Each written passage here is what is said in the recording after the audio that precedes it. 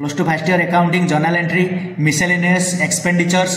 तो आज आम जर्नल एंट्री जाना कौन ना मिसेलेनियस एक्सपेंडिचर जो एणु तेणु खर्च गुड़िक होची तार जर्नल एंट्री कौन हम जर्नल एंट्री तार ट्रिटमेंट कौन हम। The casual payments like purchase of newspapers magazines etcetera are recorded as miscellaneous expenditure.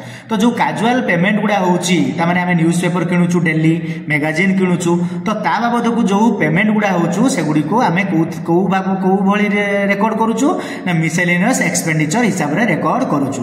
The account miscellaneous expenditure is a nominal account एटा गुडे nominal account and it denotes expenses and always debited. एटा कौन ना एटा गोटे nominal account and एटा सब बेले कौन ना एक्सपेंस को डिनोट करे तेणु एटा सब बेले कौन हुए ना डेबिटेड हुए and cash account is credited एवं एटी कैशटा कौन हुए जेहेतु कैश जाउचु तेणु एटी क्रेडिट हुए।